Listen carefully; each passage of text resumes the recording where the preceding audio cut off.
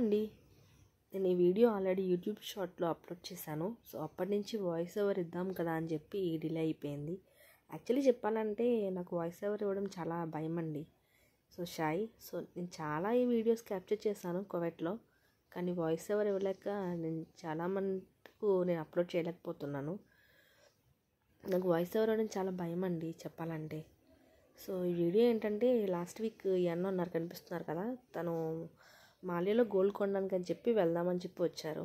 So నేను అన్ఎక్స్పెక్టెడ్గా నేను కూడా మీట్ అవ్వడం వల్ల ఆయన అన్నారు బీచ్కి వెళ్దాం, సీ బ్రిడ్జ్కి వెళ్దాం అంటే సో అక్కడికి వెళ్ళి అక్కడ కొన్ని ఫొటోస్ అనేది క్యాప్చర్ చేసుకున్నామండి. సో మంచిగా తెలుసుంటే మంచిగా రెడీ అయ్యేదాన్ని చుడిదార్ వేసుకొని. సో నాకు ఆ రోజు ఫీవర్ ఉండడం వల్ల హాస్పిటల్ కానీ చెప్పి అట్లా రెడీ అయ్యాను. బట్ వాళ్ళు కనిపించేసరికి నేను అట్లానే వెళ్ళిపోయాను. కానీ హై స్పీడ్లో ఆ సీ బ్రిడ్జ్, అటు ఇటు సముద్రం మధ్యలో బ్రిడ్జ్, హై స్పీడ్గా ఫుల్ సాంగ్స్ పెట్టుకుని వెళ్తుంటే సూపర్ ఉందండి జర్నీ. సో కువైట్లో ఉన్న వాళ్ళు ఎవరైనా ఒకసారైనా ఎక్స్పీరియన్స్ చేయాలి. అక్కడ బిల్డింగ్స్ కనిపిస్తున్నాయి కదండి, అదే మా ఆఫీసు, అంటే నేను వర్క్ చేసే ప్లేస్ కూడా అక్కడే, అదే మాలియా. సో ఇక్కడ దిగి ఇక్కడ ఆపి కొన్ని పిక్స్ తీసుకున్నాము. సడన్గా అక్కడ ఒక ఇన్సిడెంట్ జరిగింది. ఏంటంటే మేము అక్కడ ఆపి ఫొటోస్ తీసుకుంటే ఒక పోలీస్ హార్న్ వేసారండి. అంత దెబ్బకి అక్కడి నుంచి జంప్ అయిపోయాము. అక్కడ చిన్న ప్లేస్ ఉంది కింద.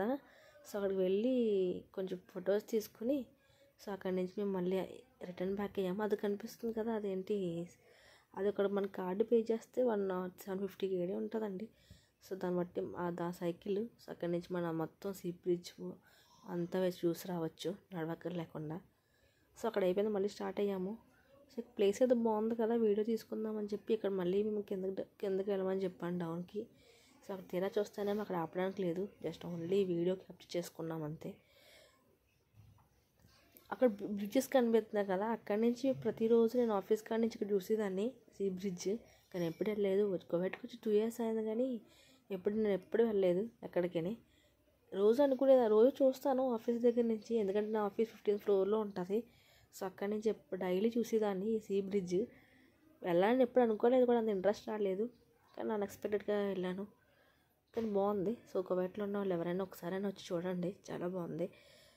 సో ప్లేస్ కూడా బాగానే ఉంది. సో మనకు అక్కడి నుంచి మళ్ళీ మేము జర్నీ స్టార్ట్ అయిన తర్వాత అక్కడ బ్రిడ్జ్ ఎండింగ్లో అక్కడ డెసర్ట్ ఏరియాలా ఉందండి.